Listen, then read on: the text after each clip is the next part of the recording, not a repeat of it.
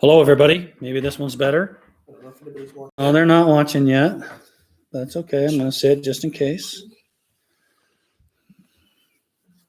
Where is it? Oh, why is it not there yet? The post. No, the email you sent me. There it is. I'm going to try testing it myself first and see if we get audio.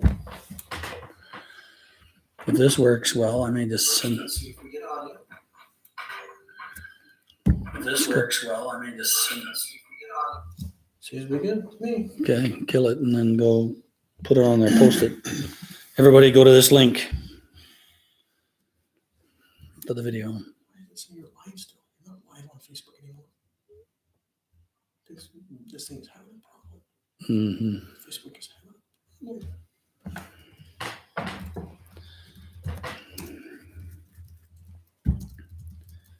Hello.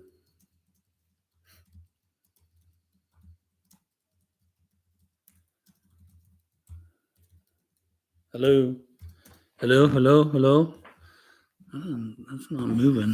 What do you mean? I can hear you. Hello. Hello. Hello. It's just not. Hello. Hello. It's just not ultra sensitive. I guess not. You know, I mean, this thing's turned up, right? Mm-hmm. We can hear it fine. Let's see. Where can live chat right there?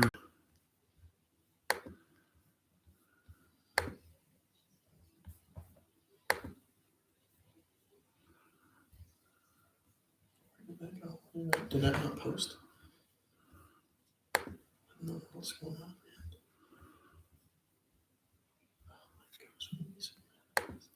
Hello. Does that account of anybody that's there? It had a 1 for a moment, then it went away. That was me.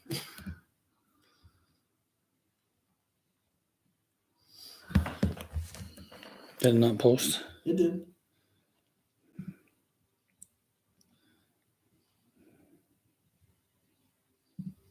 Hello?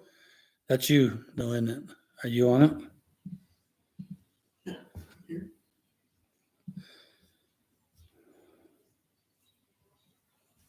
Carl made it. Carl's there. So he's in the chat. Oh, there's Carl. Hello. How's it sound? Does it sound better? Look better? Oh, good. It must be Facebook. Facebook must be being overwhelmed right now. So I shared that link over there. I don't know if you guys have any way to share it around with people. Maybe we'll start doing things over here on YouTube if it works better. But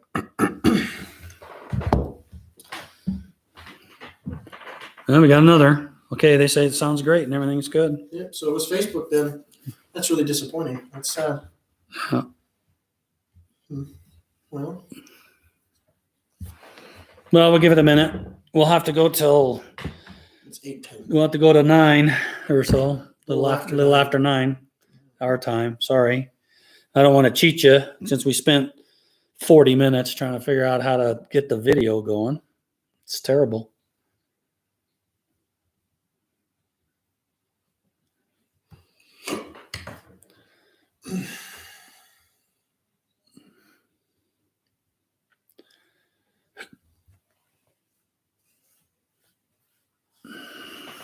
So did you create an event on Facebook? This one?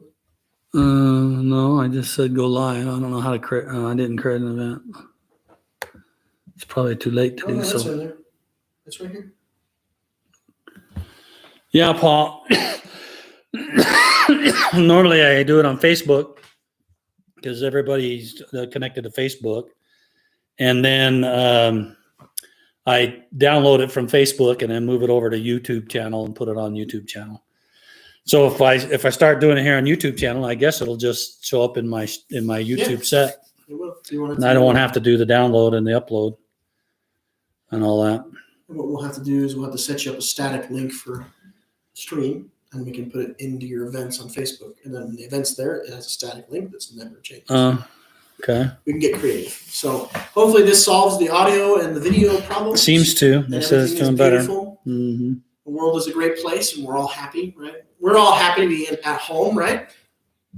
Well, all the time? I don't know. You love me. You know you do. It's been a month that I've been home. So every It's been day. about 6 weeks for me. Yeah, every day going to work, working is going from my bedroom to this dining room table. It's like I think I spend more time going to the bathroom. I spend more walking distance going to the bathroom and back than I do making it to my desk. Yeah. Okay, well, since we've got 25, we'll keep on going. If you see others or know of anybody, let them know to come on over. Yeah, feel free to share it around. I tried to post it on the Facebook page, but if we aren't able to connect it with people, it's hard because it doesn't send the notifications the same way. So feel free to share it with anybody that would normally be with us that you know of, and maybe you have a community of people you work with. So you probably can't create the live event, a new one for today. Well, what do you mean? There's an event that's today, and I posted it on there. No, you're not getting it. That's okay. All right, so let's go ahead and get going. So the first question was about, is there a way for us to search sources in your source box? And there isn't. When we built it, it hasn't had much changes since the beginning of the source box concept. It's unclear how many people are using the source box. Most people are just taking hints and attaching it without having it being added to their source box. But I get where you have it. We had just assumed that having folders was good enough to sort of organize it so you could find things, but apparently that's not working as well. So you getting the questions up there, Yeah, Jared? I have to open it back up. Okay. Just a moment here. So anybody out there have any questions that you want to ask on the live chat here? Did you want to go over the other? Is that my Aggie son? Yeah, that's my Aggie son, Jarrett. Yeah, I am not in frame. Hello, because we thought maybe you'd like to see his face more than mine. But I can stand up for a second and say hi. Hello again. Yeah. So Jarrett, Utah State. Yep. He's a Utah Stater. And this last Christmas, he came home for Christmas, and his job wanted him to stay here full time so he could work full time and go to school. Offered me a big raise. So they offered him a more, a big raise and a salaried position. Okay. They offered him a salaried position and gave him theoretically enough of a raise to cover some, if not all, of his college tuition needs. So, and living home, his bills aren't very big. So, right, they got enough space at home that I just live at home. There's no, help them out with things. Yeah, and an extra piece of slice of bread at dinner or whatever is easy to throw on the table. Yeah. So he's an Aggie. So he's here. He's working full time. He's going to school, night school. All his classes that he had left was all online anyway. But he's doing really well. He's a scholar, honor student, and I keep busy. Let's put it that way. Yeah. I don't have a lot of downtime. Huntsman School of Business is what he's in. So he got accepted there. Should we go over the other questions that we read off that we didn't because of the recording? Can we include commas, apostrophes, and hyphens in the source tags? I think that they are simply strings. No special Source tags. Source tags. Well, you don't really tag a source. You attach a source or you detach a source. Well, that's what I was actually. Or if you're talking about a title or something, put any text you want in there. Even description. Special characters? Well, I don't think they pay attention. We don't think it's appropriate to put icons and things like that, emoji cons and stuff. But you should be able to use it for anything. Any standard special character, I guess. Some people were thinking that memories could not be used for sources. That's not correct. You can go in and create a source on the person page or in your source box. And when you do, there's an option that pops up on the screen that says, do you want to add a memory, or do you want to add a URL? And if you click add a memory, then it'll let you pick a memory out of your memories area, your gallery, and that'll be part of your source. Okay, so let's see. Give me one of the questions. Did we do a question before I freaked out? It was about the partner access link. So Linda asked, would the partner, it was more of a request than a question. Linda would like the partner access link in a more conspicuous place when a member logs in. Yeah, I get it. It's hard to find. I think that I got an idea about that. I don't think we'd have it there because we just don't have space for a permanent link there. But I could see a partner access ad on homepage. Okay. Can you talk about the new merge process? Okay, I'll spend a moment on that while you're getting the next question. Yep. So the new merge process, the intent of the new merge process is to help educate people on how to be more careful and what to watch out for the merge and to slow down. A lot of times people think that we give them possible duplicates, and obviously it must be correct, but in reality, there's some percentage of them that are not the right person. They may line up and match with names and dates and things, but that doesn't mean they're the same people. So in the new merge, we split it into 3 processes. The first step is to look at all the data and make sure the family lines up. So step 1 is we'll show you the duplicate. We'll show you the one you're trying to put that duplicate data into, and we'll line it all up. And your job is to look down and say, okay, do the spouses match? Do the parents match? Do all the kids match? Do the dates match? Does things look like it's the same, including some of the other data on the person? Once you kind of scan through that and you look at it and say, yeah, it looks like the same family because the dates line up, the places line up, the names line up, then you click continue. Then you go to step 2. Step 2 is taking the data from the duplicate and putting it on the survivor. And we will auto select anything that we think is valuable to keep, like unique things. So if there's a residence on the duplicate that's not on the survivor, then we'll automatically select that to be put on the survivor. Same with sources, same with relationships. It's important to just bring those relationships over, because if there's duplicates, you need to merge the 2 parents, the 2 fathers or the 2 mothers or the 2 spouses so that they get collapsed as well. And so that's the second phase job. And so now you're bringing things over. And then the third step, once you get there, is we show you what the person would look like if you go ahead and say merge. So that gives you a chance to look at it and go, does this make sense? Does this data in this person still make sense? Or did things change too much that it looks like it's not the real same person? So it's another opportunity to take a look and say, maybe it's not the right thing, or maybe it is. And if it is, you say, okay, finish merge, and then we'll go merge it in the system. There's other things, and so that's how it works generally. Now, we do put some warnings in step 2. In step 2, we can put warnings that say stuff like, this birth date is, both sides have exact dates, but the dates are different. So this one says, June 20th, and this one says July the 5th, and the same year. We'll say these have the same exact date, but they're not the same. So that could be a clue that these are not the same people, even though they have very, very similar names. We're trying to teach what things to look for. We're also going to have errors, warnings about, hey, this family was more than 10 miles apart or 10 miles apart in where they lived.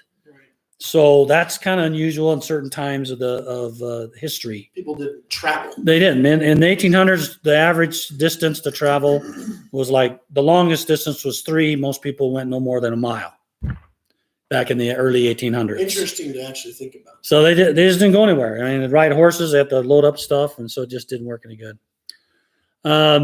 So that's the thing about the merge.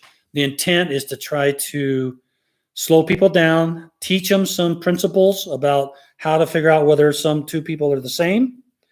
And through that, we hope that it will make it less likely to do damage to those people in the tree. And as a matter of fact, even after you say merge and it happens, a little toast, I think it's called a toast or a sidebar, slide out and say undo. And that's just a little bit of a oops undo. I did it, but then I just realized I shouldn't have. And you can just push that undo button and it all goes back to what it was before. Go to the next question. Okay. Linda has a couple actually in here. One at a time. So the first one is, so it seems to be all related to the family history activity report. She wants to understand if she's interpreting these things correctly. So it's kind of a, what about this? Okay. If I print 1 or 20 ordinance cards per year, am I only counted once for the whole year or not by month? You are on for a family history activity report, which is a report provided to leaders and consultants and stuff from the church, from the Church of Jesus Christ of Latter-day Saint. You are counted once per year. So if you print a card or you share an ordinance, a reservation or an ordinance to the temple, you get counted as a submitter, and you're only counted once a year. Because we're trying to help wards and stakes understand how many of their ward or how many of the stake are doing family history temple work. So they're either printing a card, and we're assuming you're going to take it to the temple or give it to somebody to take the temple. Or if you shared it to the temple, that's as good as saying I contributed to the pool available for people to take to the temple. And then it doesn't matter how you get the name. If you push ordinance ready or you go find the name and reserve it, and when you print that card, either through ordinance ready or because you reserved it and then printed it, you're still counted, but only once a year. It seems to be related. Her next question is, if I log into FamilySearch 1 or say 500 times a year, only one time is counted for the whole year, not by month? Logged in? I didn't think we tracked login. I'd have to go look at the family history report. I thought we tracked contributions, Right. which means you added something to the tree or you added a memory or something like that. Which is interesting because that's actually her third question is if she adds an ancestor, memory, or index. It's the same. Yeah, I think that does that as a contribution. Yeah. I'd have to go look at the report. I mean, if you think logically, that seems to be the most logical thing. You either contributed, and also it's also once a year too, because it's just trying to find the number of people who contributed that year. Yeah. It's not a popularity contest. Well, it's not a did you do volume. It's not a volume. It's just a binary yes no. Yeah. That okay. Makes sense. And she says, "Thank you. She learned so much from your lives." Thank you. So Guy has a question. Okay. You ready? Yeah. He says, if a photograph is attached to more than about 30 people, it is impossible to scroll down past the 25 people if I wanted to attach that memory. He provides an example. After scrolling to the bottom of the visible list, the scroll feature just hangs without permitting scroll down to more names of people to whom the image is there attached. What would you suggest I do? Don't attach the same image to so many people? How does he unattach it, though? I think if I'm interpreting this correctly, Guy wants to unattach this image from this person. No, okay. Well, you just have to scroll down. So I'll take that down as a bug. Greater than 25 attaches. He has a link on the memory. It becomes too slow. He says it just hangs. Hangs. Yeah. Okay. What line number is that in there? 556. Okay. One second, email the link. No, that's fine. Peter says, I have a child who was born illegitimate. Both his parents are on the birth certificate. There isn't an option to select never married in the relationship section with two parents. There is for one parent, but not for two. Okay, start over, yeah.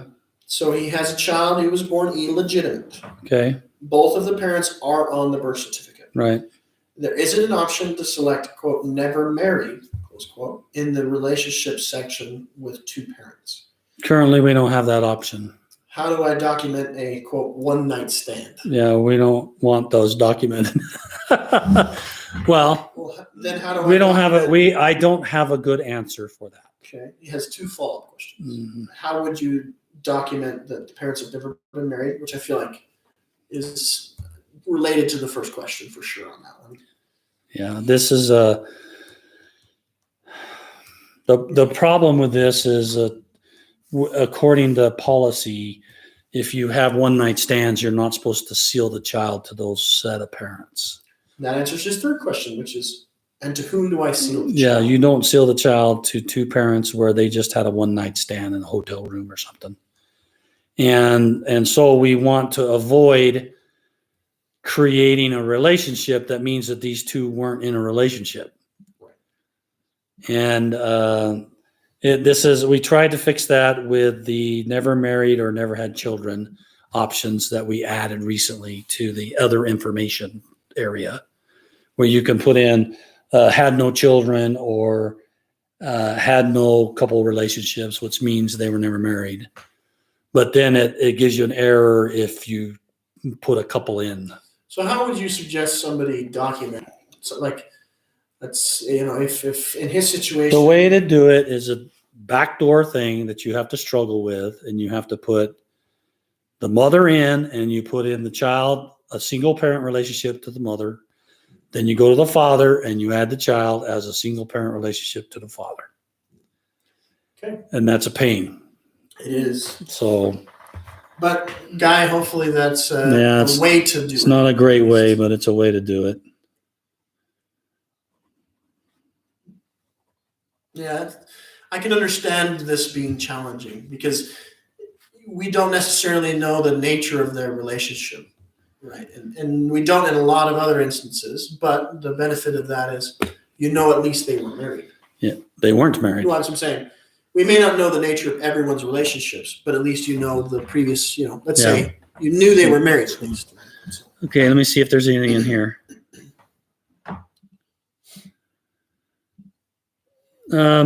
Image editing tools are pretty complex when it comes to editing images, cropping and rotating and stuff.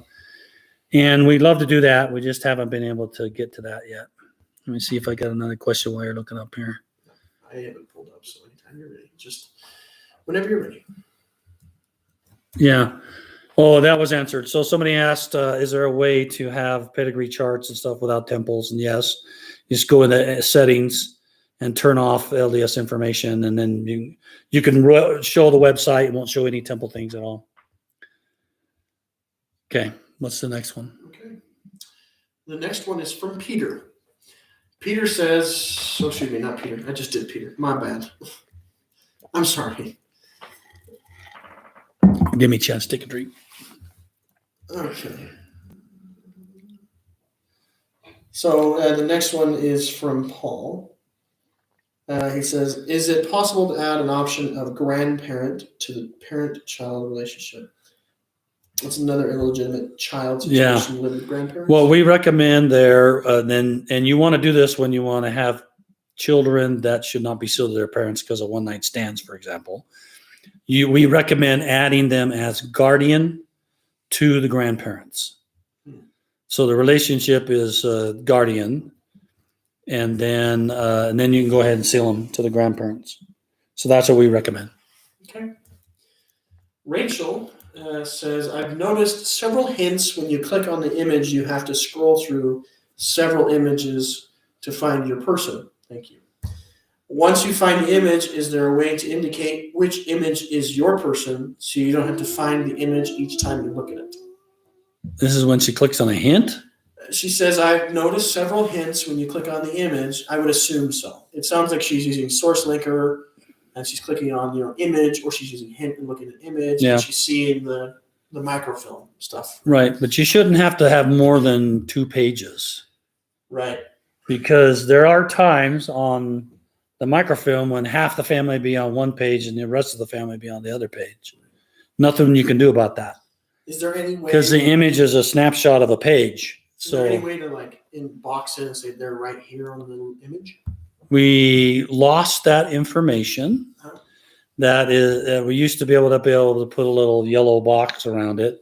That data was captured when film was originally digitized 10 years ago, but then they threw all that data away, unfortunately. That seems like a mistake. It's unfortunate. We would love to have that data. So we're working on some projects to recover that data. Or allow users to indicate maybe. That too, but it's going to be a while before we get that data. Sure. It takes a lot of work. Well, we got billions of images, so It's a lot of work. it takes a lot of time. Okay. Emily asks if my nephew has shared ordinances with the temple on his father's side. Will I get them an ordinance ready, or will I just get ones from the side that I'm related to by blood? If you are a child, So it looks like it's her sister's son, so it's her nephew, as sharing ordinances from the father's side. So No. you're Wing his family, so nephew's father, so her brother-in-law. The son is sharing ordinances from the brother-in-law's family. When she does ordinance ready, will she get those ordinances? Is the brother-in-law considered in the family? Yeah, brother-in-law is considered in the family. Okay. So then ordinance ready would do that. Ordinance ready would do that. Ordinance ready goes up both your parents' lines and all the way up. So Does it go sideways? Because this would be a sideways thing. It will go up and down. So the sideways is down. Okay. So what it does is it goes up a level and then down, and then up another level and down, and then up another level and down. And so it's doing that each level that it goes up. So it would pick up, uncles and stuff like that. But by blood or by marriage too? Both? Yeah, it doesn't matter. So let's say who's ever in the family. Let's say I submitted. I just want to make sure I'm clear about this. I'm submitting. You asking or they asking? I'm asking now because I'm curious. So I submit a record, right, to the temple to be done. I can submit an ordinance to be taken care of at the temple. And Uncle Stephen decides he wants to do ordinance ready. Would he get my ordinances? If the person you submitted, he was related to. Okay. But he's not related to me necessarily by blood. Or no, it'd be Lori, for example. She's not necessarily related to me by blood. Her family, I wouldn't get his. That's right. So the answer is actually no. You'd get her, but you wouldn't get. You could get her, but you wouldn't get her parents. Family. That's right. Right. So the answer is no. If your nephew submits your brother-in-law's family to the temple and they're not related to you by blood, you won't. They're not in your ascendancy or descendancy. Correct. That's correct. Okay. Sorry, I was getting all muddled up in my head, and I just wanted to clarify. Okay. This seems like that was not a question. This was, what time is your FamilySearch live? Yeah, that's March fine. 13th, so. Dawn says, source linker question provides a PID. There's a hint for this specific person for the 1930 census, but the only option seems to be detaching the source from his mother. I see no way of accepting and attaching the source. Is that how this is supposed to work? That doesn't seem to make sense to me. A 1930 census can be attached to any infinite number of people. The only reason you would be asked by SourceLinker to detach it duplicate is if there's a potential duplicate of that person, not the mother, but. Or what if that specific copy of the record was attached to the mother instead of him? There's only one copy of that record in the entire system. Right. It could be attached to anybody. Yeah. So I'll have to look at that PID. Give me that number on that line 562. Okay, we'll take a look at that. I gotta have an answer for next time. Okay, Don. Well, you asked a stumper. Good work. That's the stumper of the night. Carl asks, says first, I appreciate the ability to mark no children on marriage relationships. However, could some visual element be added to the children area of the family members section of the person page to indicate that no children was marked in the relationship? Having an additional visual element that doesn't require checking or clicking into each marriage relationship to know there were no children missing would be helpful.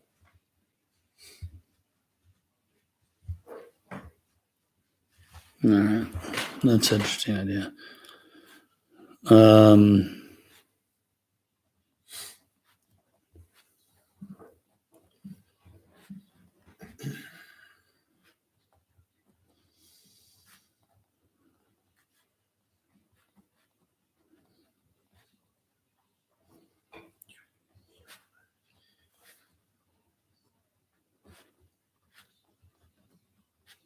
I have to say, I'm reading some of these questions, and I am impressed with how deep people think about this. It's very humbling. It makes me realize I don't know anything. So I wrote down the thing that says, No if children. you have no children specified in other information, in the children part of the relationship, say no children. Yeah, or some kind of visual thing. Yeah. Okay. Okay. What's the next one? Put on your thinking cap. Judy gave us a good one here. So Judy says, when viewing, she provides a PID, and the names of the person is Hazel. So Judy says, Hold on. Don, could you send me an email, ron@familysearch.org, with that PID and the specific hint that you're talking about? Then I can go examine it Don with better. us? Yeah, he Great. just responded. Okay, so start again, please. No, you're fine.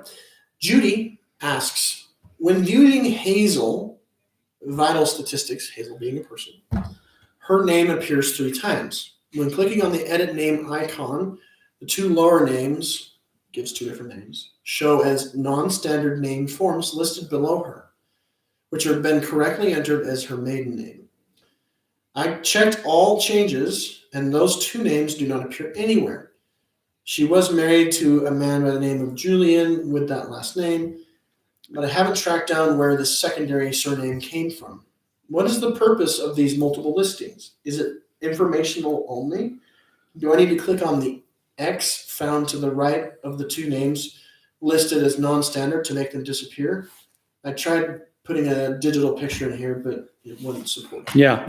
So what she's talking about is we call them name forms. So when you go into the person page and you're looking at a person and you go edit on the name, you see what's called name forms. And each name form can be what that person's name was in different languages. Like, for instance, in Japanese, they have a Chinese character name. They have a simplified, they have a, Japanese. not a simplified, kanji. They have a kanji name and they have a romanized name. And so it's 3 names that represent the same name. So what has happened in this case is this is coming from the old data back in new FamilySearch days, for those who know that prior system.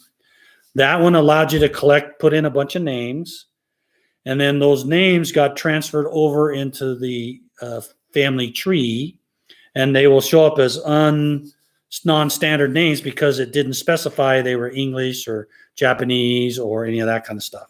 So you essentially got 3 English names there. What you want to really do is get rid of those names there. You'd rather have them in the other information alternate names, also known as names. And for instance, I'd put in, her married name down there and the other information. Maybe that the other name you had wasn't the right name for her, then just delete it without adding anything more in the other information. But that's what I would do. I would make sure the name that's the primary name is their maiden name, and then put the married name or other names they were known by down in the also known as in the other information section. Because when we do hints and when we do searches, we use those 2 places to match, to find matches for it. So that's what I would recommend doing. Delete them, copy and paste them down to the other information and then delete them so that you don't lose that data. Yeah. Okay. Okay. So Linda asks, why does my watch list under notifications keep becoming unchecked? About every 3 weeks or so, I realize I haven't received any notifications, so I look to make sure all things are checked. And sure enough, it's unchecked. Does this have to do with something on my computer, running a malware or virus or something like that?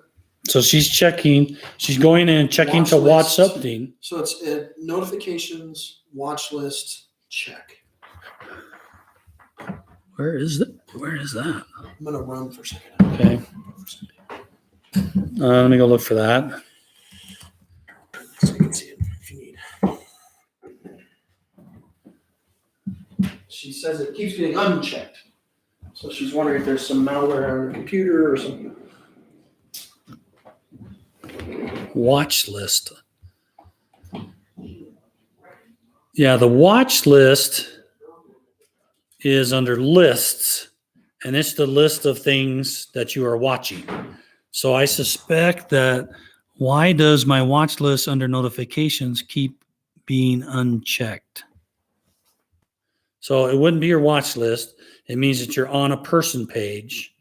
So you've gone to a person in the tree, and you've selected it for you to watch that person, and you're saying it's getting unchecked. So I would need to know if this is from Linda. Linda, if you could send me an email, ron@FamilySearch.org, and tell me the PID, the PID of the person that keeps getting unchecked, then we can go see what's going on. So you'll have to send that to me, because that's the only place I can think of that gets unchecked with the watching. Okay. Once again, thanks everybody for going through this pain. I'm sorry. We'll probably, since Facebook seems to be having trouble, we'll probably use YouTube, and we'll post a link over on Facebook when we're going to do the next live. Okay, the next question is from Rex. It says, under a photo, I have added memories of someone I can currently click on the mic icon and record some comments. I would like to be able to also add a recording I have already made using the Audacity editor, so it would be more error and pause and cough free.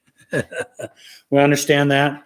That is something we are looking into. We'd like to have you be able to upload an audio and say, take that audio and put it on that picture.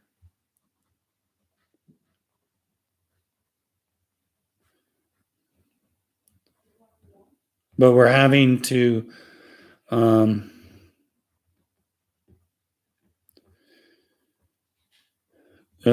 rewrite some of the memory stuff right now. We're kind of in flight rewriting some things just because of the amount of memories that are coming in and at the speed they're coming, that the performance is not exactly where we want it to be. So this is one of our things we are working on as we go along. Okay, next I see Jacques says, I would like to know how to upload photos from Google Photos into memories.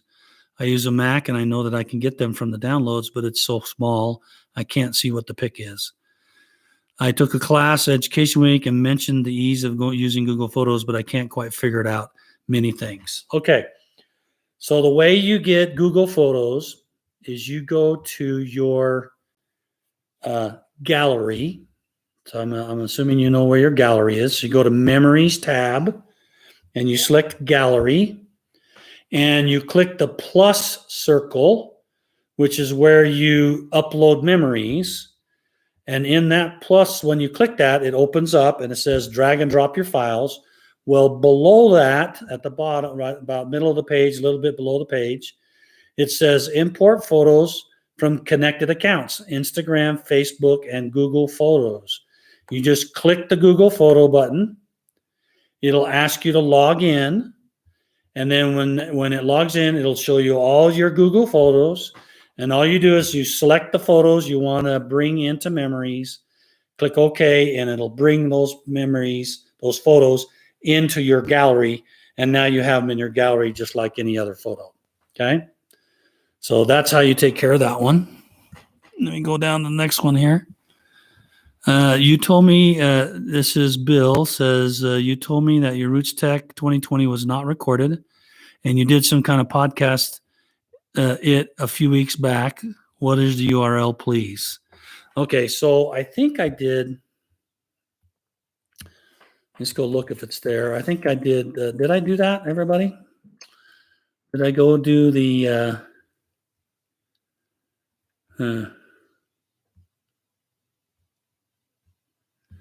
I'm just wondering if I have done my Facebook, my Roots Tech stuff, and if it's over there under the Google videos. I don't think so.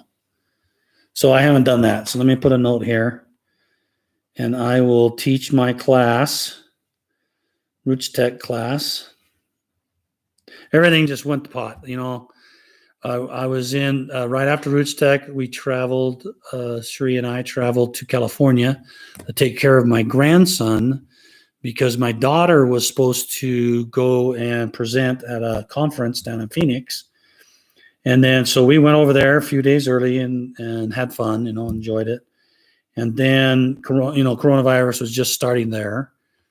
So they left to go down to Phoenix, and then they were partway there and were told that it's canceled. Let's see, repeat the presentation.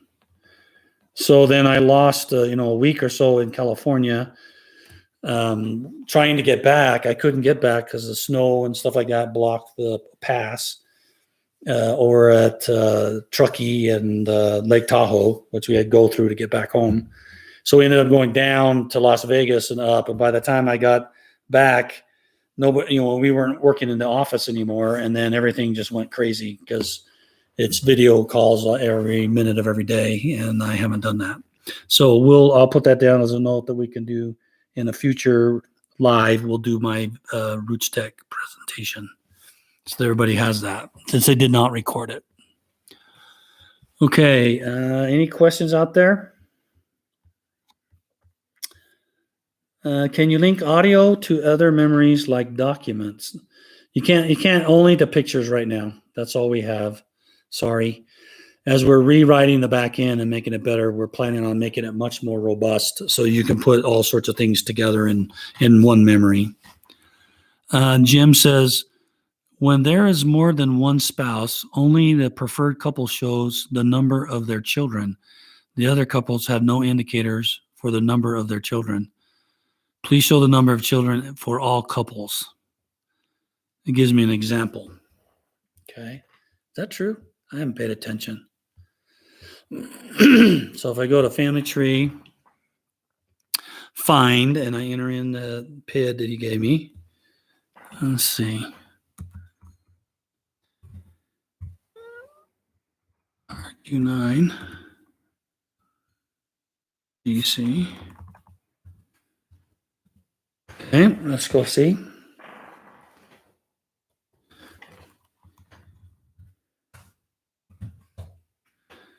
Okay, I'm going to that person. I'm sure he's right. Okay, it says 6. Yeah, it doesn't tell you the number of children until you open it. And that's because we don't want to take the time to go fetch that information. We're trying to get the purpose. We'd rather have you click it and spend a little time for it to happen. Because anytime we have to go back from the browser to the backend server to get more information, it slows the entire site down. It's because we do that for everybody, and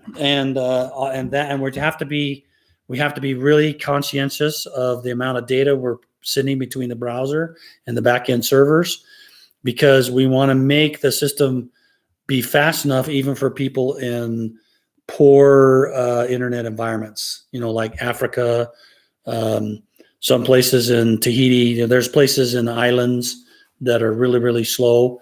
And so if we add those kind of things to it for convenience, it just makes the whole site so slower, and it just makes them, take a lot longer to get to open the page. We don't notice it so much in places where we have high-speed internet. But if you're outside of a high-speed internet environment, you can notice it really quickly, those kinds of things. I know it'd be nice, but it just cuts the performance for everybody. Okay, here's another one. If someone was baptized before they died, do I still need family's permission to do their other ordinances? And the answer is yes.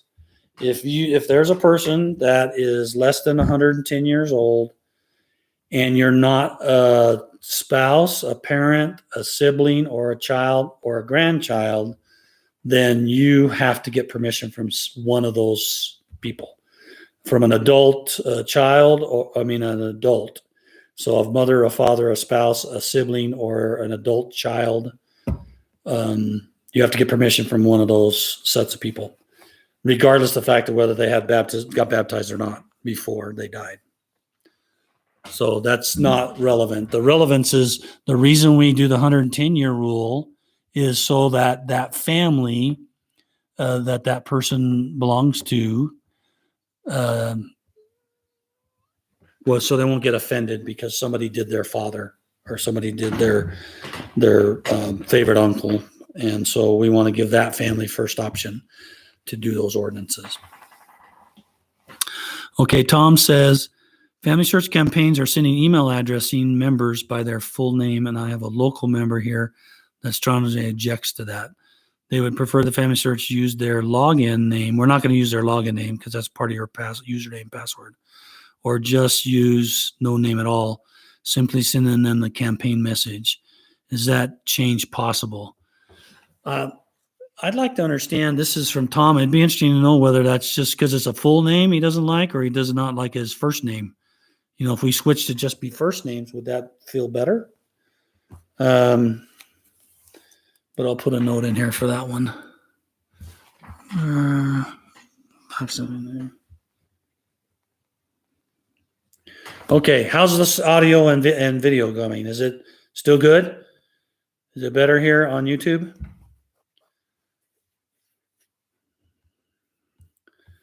Okay, here we go. We'll go to the next one while you're figuring that out. This is from Tom. During the pandemic shutdown, are you seeing a spike in Family Search usage? What are the current usage statistics? Okay, thanks for feedback on the sound and the audio, video. Yeah, we actually are seeing a spike on Family Search during this pandemic.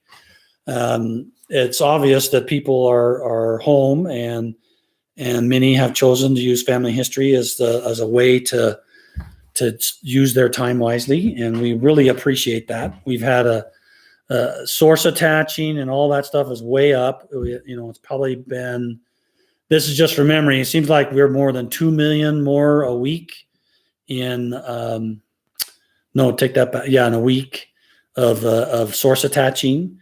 There's adding people to the tree is just off the charts too, because you're looking at hints and you're finding people that are missing. So that's just terrific. For those who are looking for other opportunities that you could participate in, there's a blog page called Get-Involved. So I think if you just say FamilySearch.org space get-involved and you hit enter, you will find it.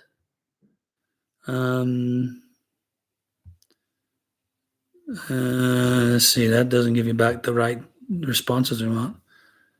But yeah. I don't think it's going to show up in the search results lists. Okay, so you would go to, I know where they actually, oh, that's it.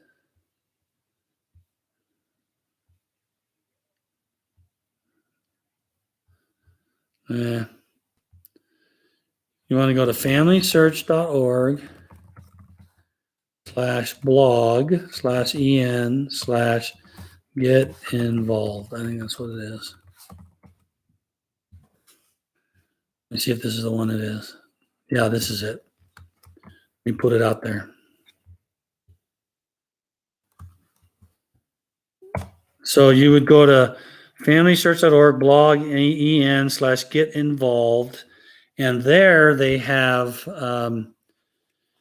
opportunities that you could volunteer to help, such as Family Search match labeling. So that's helping us know that this record is about this person, and you can say yes it is or no it's not.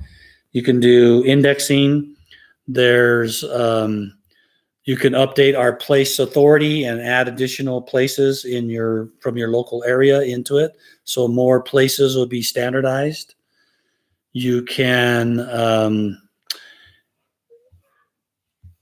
help with there's an effort going on over there about adding people to,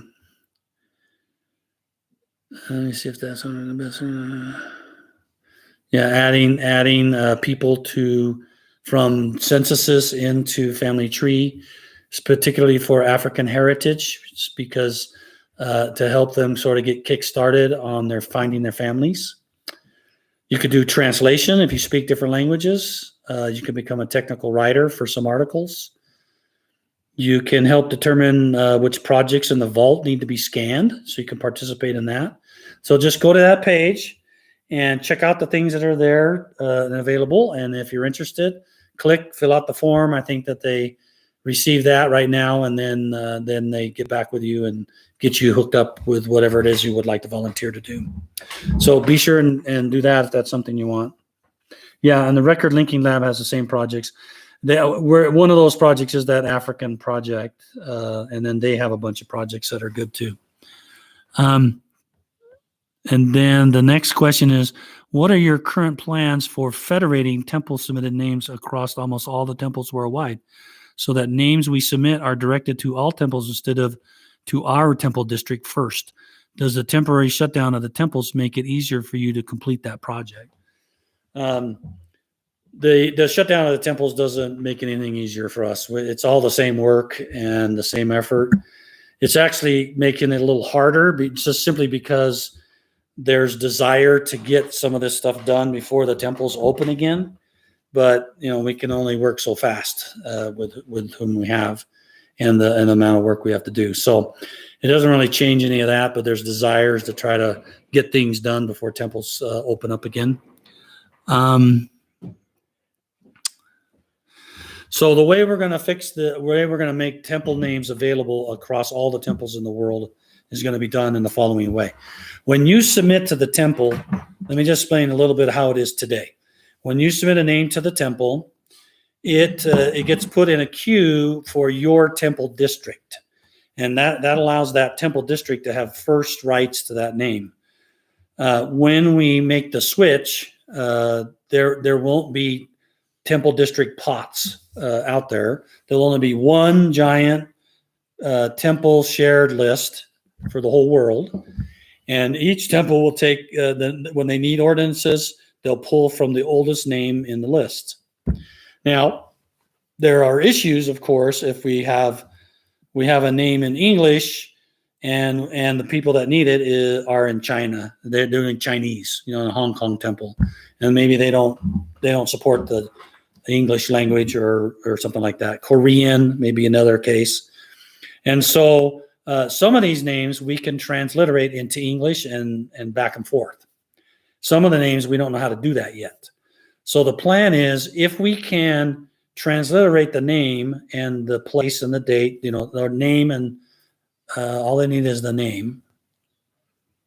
Yeah, that's all they need is the name. So if we can transliterate the name into a language that makes it sound like it is in English, for example, and we create a Korean representation of that name, then we'll send it to Korea, and then Korea could say those Korean words, Korean names, and it will sound like what we sound like when somebody sends us French ones. It's phonetic stuff. Yeah, it's a sound and not so much a direct translation. It's to generate the same sound, and then we'll provide it to that. But until we have that in place, we have that for some, because we do for Korean, Japanese, and Chinese, we do create Romanized names. So those names could come to temples that support English, for instance, or Latin names, and that's how we're going to do it. And so in some cases, there will be ones that are really old that need to be taken, but they're not taken because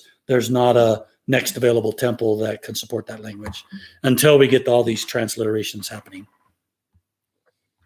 Was that the third and last? That was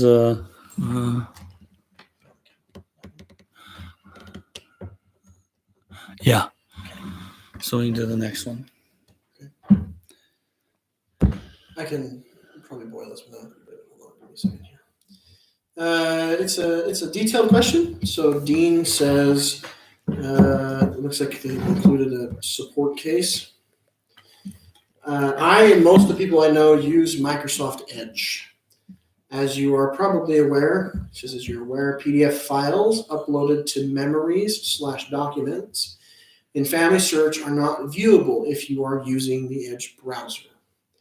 Of course, I am aware that the get-around solution is to get another browser.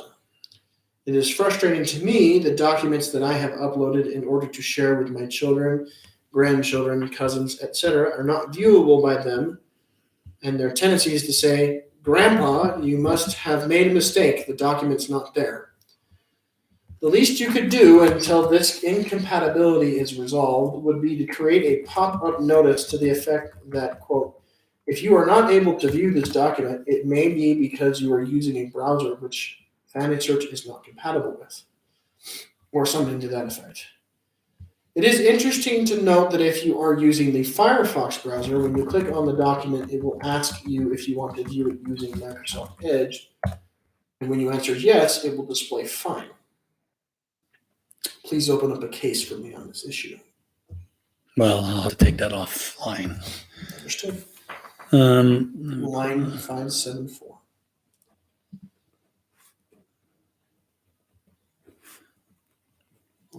It's 574. I'm going to try that. I don't know if I buy that. Let me go look here. Gallery. I'm on Edge. Okay.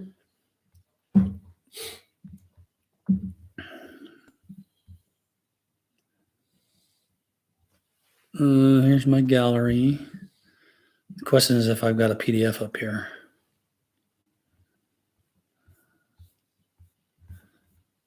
I don't know. I'll just upload a PDF. I got 1,000 of those. That I can. Okay.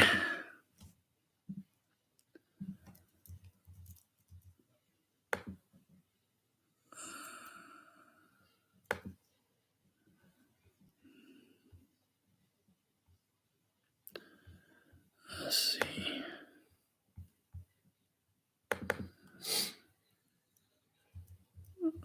Okay, I will take one and drop it in there. And there comes the PDF is being loaded, and I'm in the Edge browser. And I click on that.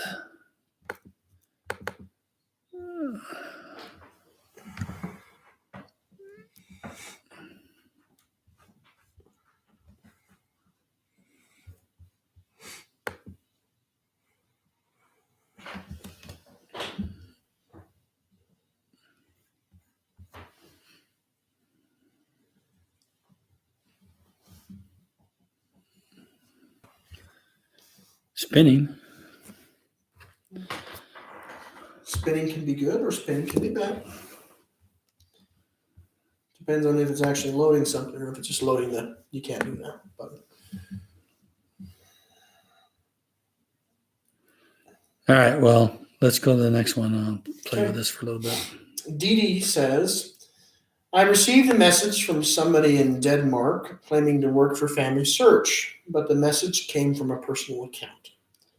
I had detached a duplicate source and they told me I could not do that and then reattached it. Well, say it back up. So I want to understand the first part there. Okay.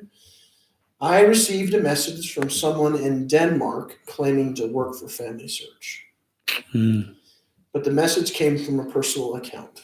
So it's not going to be a I had detached a support person. duplicate source and they told me that I couldn't do that and reattached it. It seemed fishy to me, so I contacted FamilySearch support and opened a case. But all they told me was that they had no way of knowing who does work for FamilySearch in Denmark, and they gave me no information about whether the information was legitimate or not. Is that standard procedure for FamilySearch to message people directly? And would an employee use their own account to do that? Or is this someone posing as a FamilySearch employee to try and intimidate me? Yeah, this would not be a FamilySearch employee. FamilySearch employee would not be using their personal email for that. They would have a blanket FamilySearch, right? Yeah, that would be something else. There's the display. Displayed just fine on my Edge. So I would. Who is this? What's the name? That was Dean.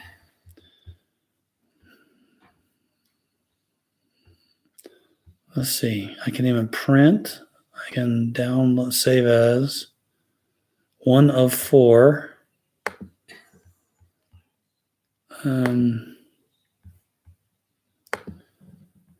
Yeah, it seems to be fine to me for Edge. So He resubmitted the question again. okay. Same question, said and added that It was submitted to the FamilySearch support on March 1st, as it gave the case number and says there was no satisfactory answer. Okay, what line is that? 577. Okay. Okay. All right. Madison asks, noticed that there was a new merging process introduced on FamilySearch. I find it very confusing. I tediously try to work with it, but still find it frustrating. What concerns me is that there are some people who will not, quote, stick with it and instead just merge regardless of the information, if the information is correct or not. That, in turn, creates another set of headaches in trying to keep the tree as accurate as possible. All right. Well, that's the reason for our new merge that we put out there, to help slow people down, let them see what's going on, give them warnings if we think that these may not be, there's some areas that are suspicious, and we hope that will help with the merge process. When did you release this? Just last week or some week before. She submitted this question yesterday. Oh, well, try the new merge. We hope it'll improve things. And I think there's other things we're going to look into. For instance, I think that we need to have perfect possible duplicates. In other words, if it's not perfect, meaning all of us would love people just to merge them together because they're absolutely the same family. I think that's the problem. And what we do is we've given so many hints and we've given so many possible duplicates that people just say, FamilySearch knows what they're doing. They wouldn't give it to me if it wasn't right. Merge. Just merge. And in reality, we're trying to tell you it's a possible duplicate, which it means that we're pretty sure, but not perfect. And so they just blindly get into the habit of just merging if there's a blue button there or a merge warning, a duplicate warning. They have maybe a bit of overconfidence. They've gone blind to the potential missteps. So I think we need to improve our possible duplicates to make sure they're really accurate, and then nobody will care whether they merged them because they would be the right thing. And same with hints. And I think I put out a post out in Get Satisfaction about tell me where you think somebody messed up your data and give me your PID numbers and stuff and what they messed up, so I could go examine it and look and see where these problems are coming from. Are they coming from hints? Are they coming from merges? I have a suspicion and an opinion. That's why I need data to figure that out. Are they accepting new FamilySearch missionary applications during the coronavirus? Have not received response to interest. I don't know anything about that. I would assume that you can still submit your request to go there. They probably won't be adding any missionaries until this is over, since everybody has to be at home, right? So they'll probably wait till this is over. With all the extra things they've done to bring people home, I would think that they would be holding off. No, I would think so too. Especially with the whole remote, internet-enabled MTC stuff. The question was here on the online here about, is Chrome still the most preferred browser compatible with FamilySearch? I found it to be that way. I was going to go look at, let me go look what our current. Chrome's easily the most popular browser. Yeah. I want to go look at supported.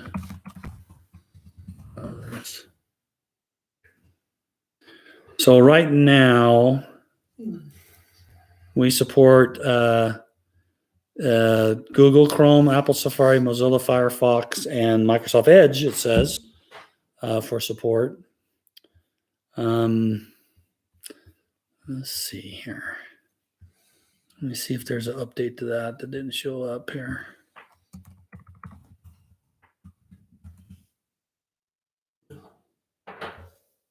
Well, that's what it says, and we haven't changed that for a while. So it should work. So I'll look at your case and see if we can figure out why you would have that Edge problem. I was thinking maybe you have to put in a plugin into your Edge browser, but of course I have Adobe on my computer, so maybe that's what helps it. So I didn't have any problem at all. But you should be able to download the free Adobe PDF viewer, and that should connect into the Edge browser. and it should be able to show you PDFs just fine. So was Chrome still the most popular? Chrome is still the one that most people use because it supports most systems. Plays the nicest. And then Safari next after that. Let's see. Are you a fan or not of using RecordSeek to attach records to FamilySearch?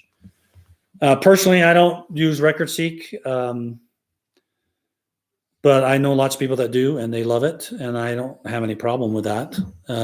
RecordSeek, is a third-party company, and they're a small company. They're I think it's just one person or two people, so there can be issues that show up that you have to be patient with and get a hold of them. Okay, what's the next question? Okay, you only got 2 more on your list. Whew, well, we've been answering questions straight. Not a whole lot of questions coming from the crowd. Yeah, that's okay. Mary asks, can you explain this merge warning? The surviving person has a high merge count. This may indicate that this person is representing more than one person and should be unmerged or restored into 2 separate people. This is a lot of these last questions appear to be related to your release of this new merge style. Oh, I didn't know we put that warning in there. It says, can you explain this merge warning one more time, just to make sure you get it? The surviving person has a high merge count. This may indicate that this person is representing more than one person and should be unmerged or restored into 2 separate people. Yeah, I think this is just, I didn't know they had that one in there. But what they're warning you about, and this could be okay, especially for people that are way back, in the 1700s or 1600s, because when genealogies were initially submitted from PRF and they were added into Family Tree, there would be thousands, tens of thousands of copies of the same ancestors way back, And so there could be thousands of copies that you need to merge together. But in normal circumstances, let's say somebody from, 1850 or so and later, odds of having thousands of copies of those in the tree are pretty unlikely. But once you get past, in the early 1700s, 1600s, 1500s, there would be thousands of copies of those people. So I think I think you should just think for a minute, give it pause, and say, okay, am I on somebody that was born in the mid 1800s? Then maybe I need to go look at the change log and see what's goofy. If I'm way, way back there, then I think you're fine, because I know that a lot of those had thousands of copies. So the next question that came was, are there still IOUSs? So IOUS is an acronym we used internally to say individuals of unusual size. Came from Princess Bride movie, where they had rodents of unusual size. And so us software developers, we like to have fun with acronyms.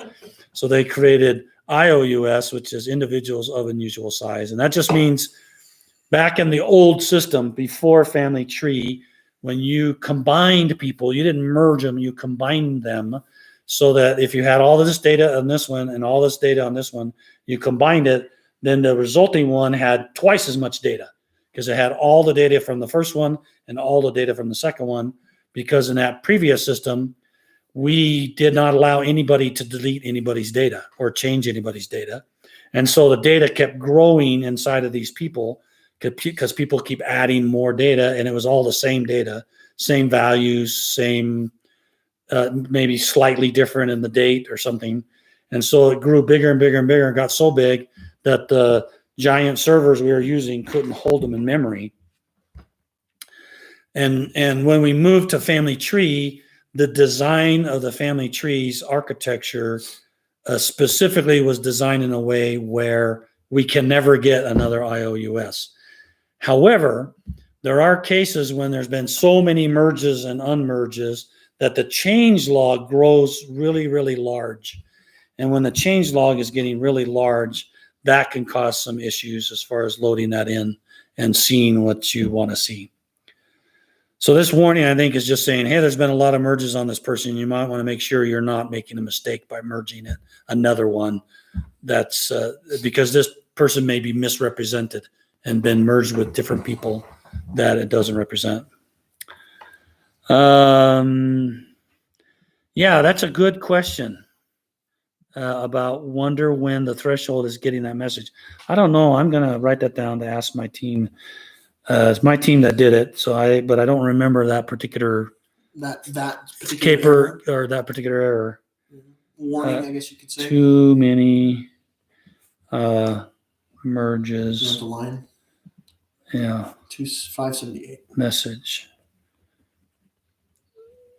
Okay. All right. We got one more? You have one more. One more question. So Grant asks, can I post an image of a vital record that I purchased and downloaded from Scotland's people on FamilySearch? Their terms of service state that individuals can use up to 20 images.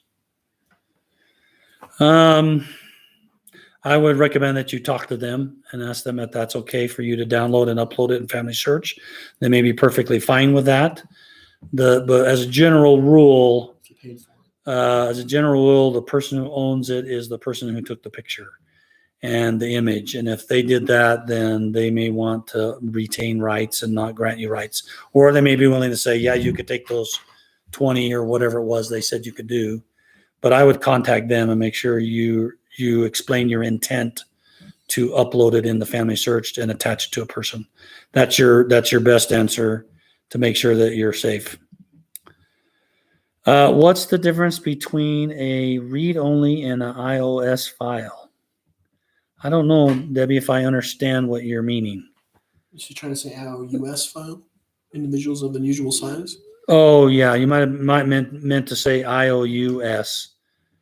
The difference between read-only and IOUS file is the IOUS was too big to fit in the computer. So when you tried to read it, it would actually die. It would blow up and fail.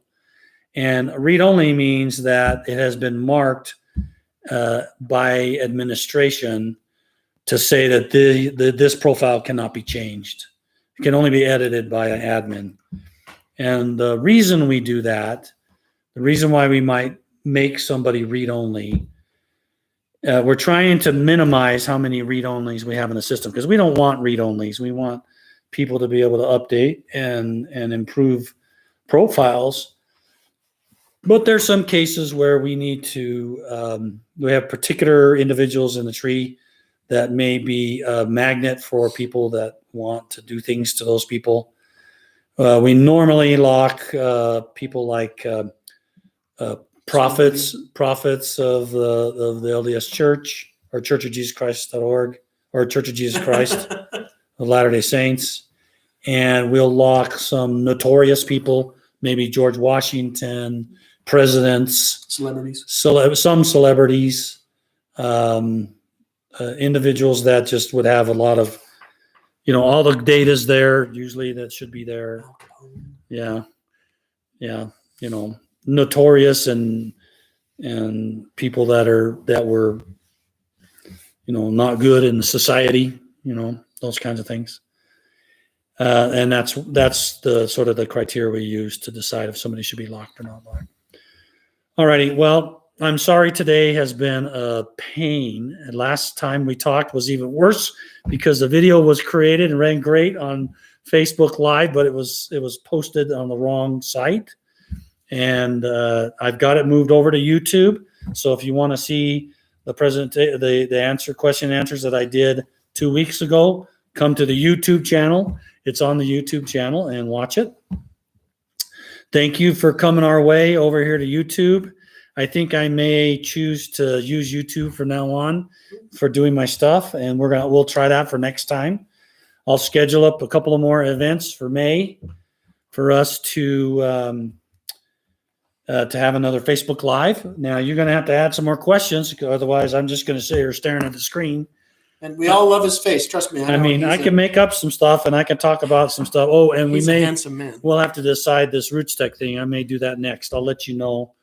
I don't want to go too far from Rootstech, and it's already been since February, so we may do the Rootstech presentation. So thanks very much. I'm sorry that the things happened, but I'm glad we got it settled. So you all, I hope you stay safe with COVID-19. I pray that all of your families are healthy and well. It's just disheartening to see the world having to struggle with this pandemic. But I know we'll make it through. I know we'll be okay. And some of us may move on, and some of us will stay, but we'll all be okay because I know what's going to happen when we go, and it's going to be just fine. So thank you again for everything, and we'll see you next time. Bye-bye.